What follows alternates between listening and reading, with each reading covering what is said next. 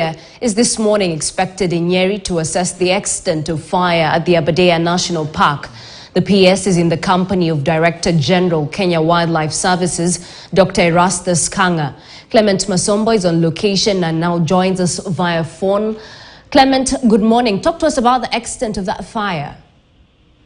Yes, very good morning to you. Actually, indeed, it's true that now this is the second week since that fire began at the Aberdare National Park. And as at Sunday last week, we had received reports from the Director General of the KWS, that is Dr. Erastus Kanga, who was telling us that it had burned a total of about 20,000 acres. And if that was on Sunday last week, of course, we're expecting that maybe by today, we should be doing at around 50,000 acres of vegetation that has been eaten up by that wildfire.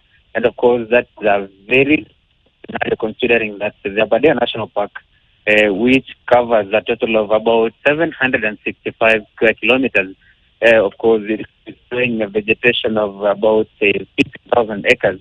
Then it is a threat to especially the wild animals and even the birds. Remember that this Aberdare National Park is a habitat for over 250 species of birds, and of course also and other wild animals. As much as the wild animals are capable of running away from the fire, there might be those little ones maybe that are caught up by the fire. And so that is the same reason why the PS in the Ministry of Wildlife and Tourism, that is the Sylvium Seya, is this morning expected here is to assess the extent of the fire and of course also to assess the damage that has been caused by that particular fire.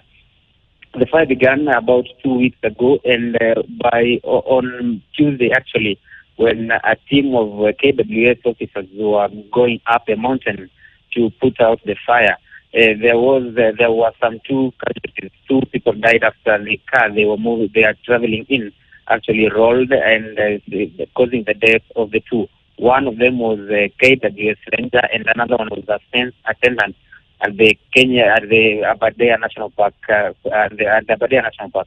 So to this extent, we are not so sure of what other damage that might have been caused, but we shall be getting that update from the PS and of course the director and the KWS, the Director General and the KWS, that is Dr. Erastus Kanga. And right now, as we speak, a team of journalists, actually videographers, has already been dispatched from the Muiga airstrip, and they are right now airborne trying to get those aerial shots of the extent of the fire, and also trying to see what measures are being put in place by various stakeholders in terms of ensuring that they put out the fire.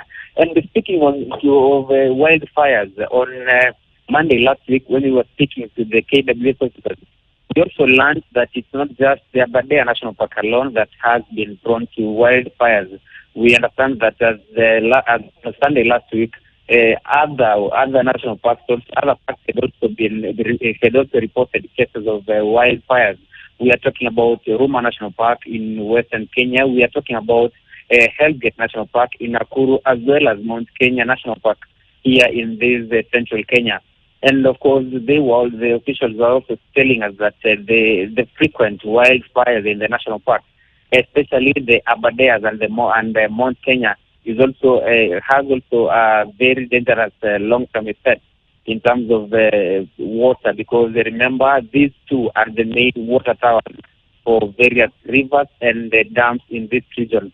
And the frequent wildfires will definitely mean that in the long run, the water levels in the rivers and the dams will also be decreasing and reducing day by day. We are already feeling the effects of the negative effects of climate change.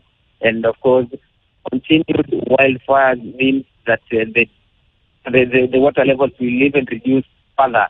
And of course, considering that there are two dams in this region that provide water for the Nairobi residents. And if the wildfires continue, then of course it means that there will be water shortage in Nairobi.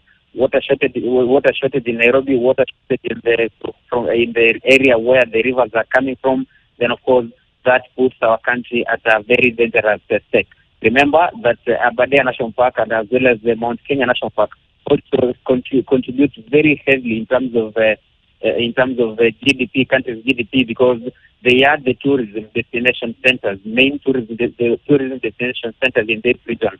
So when there is fire like it is right now, then it automatically means that the tourists are not preferring to come to these particular areas. So it is also a threat to the country's GDP. So that is what we know so far, Ashley, but by around 11